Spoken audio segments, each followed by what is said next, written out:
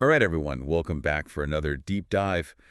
Today we're taking a look at a story that one of you sent in. Yeah, this one's really interesting. It's fascinating, and I think it's going to get us thinking about some pretty deep stuff. Definitely. So this account titled, The Woman at the Mailboxes, A Moment of Future Self.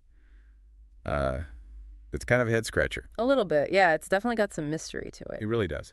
So basically, the story involves a potential encounter with one's future self, and I think that's what's so captivating about it, right? Oh, absolutely. I mean, who hasn't wondered what they'd be like, years down the line? Exactly, or what advice our future selves might give us. I know, I'd have a few questions for mine. Me too. Yeah, So let's dive into this story and see what we can uncover. sounds good. So the story starts with a young woman, 22 years old, living on her own for the first time. Just starting out, yeah. And she's doing something totally ordinary, just picking up her mail. Right, everyday stuff. Exactly. And that's what makes this whole thing even more eerie, because it's happening in such a mundane setting. Yeah. It's like the unexpected colliding with the routine. And as she's at these mailboxes, an older woman appears. Now, this is where it gets interesting, right? It does. So this woman is described as having gray hair, probably in her 70s, and she's not there to get her own mail, Mm-mm. That's curious. right? She's just standing there watching the younger woman with this warm smile. Like she's just observing. Yeah, and the younger woman gets this feeling from her, not of fear or anything like that, but of love. Wow, almost like a recognition. Yeah, exactly. Like That- a deep sense of familiarity, even though they've never met. Okay, so we've got this strange sense of connection already. We do. And then things escalate even further, because as the younger woman is turning to leave, the older woman says, "Hello, listener's name." Well, hold on. She actually said the listener's name. She did. It's in the account. Okay, now that's a bit unsettling. Right. Imagine hearing your own name from someone who seems to know your future. Yeah, that sent chills down my spine. Totally. And what's even weirder is that when the younger woman turns back to look at the older woman, she's gone. Vanished just like that. Yep, poof, no trace. So what do we make of this? I mean, was it a time slip? A premonition? Well, that's the million-dollar question, isn't it? It is. There's this concept of precognitive experiences where people have glimpses into the future. Right. And this account definitely fits that description. Yeah, it does.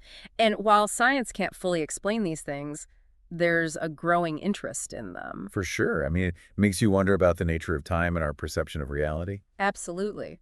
And think about the implications if we could somehow tap into these precognitive abilities. Oh, that's getting into some serious sci-fi territory. It is, but it's fascinating to consider, right? Totally. So back to this encounter with the woman at the mailboxes. What do you think was the purpose?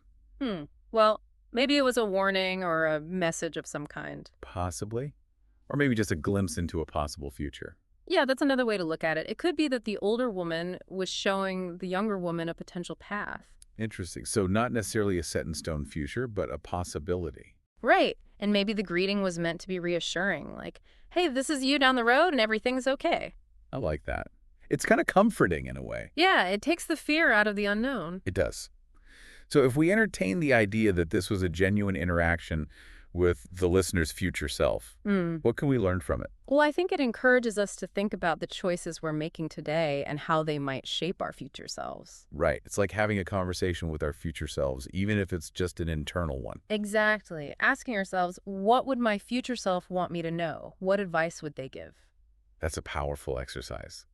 And it can help us make decisions that align with our long-term goals and values. I think so. It's all about becoming the person we want to be, both now and in the future. I love that.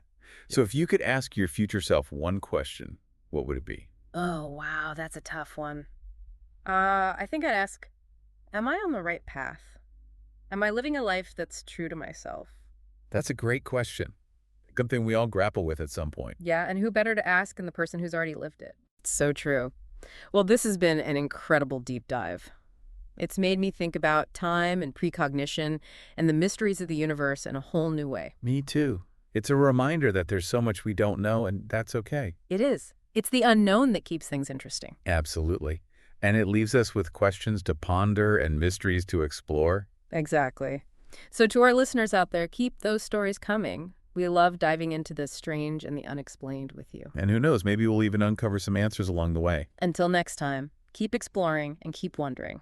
We'll see you soon. See you later. Bye. Bye.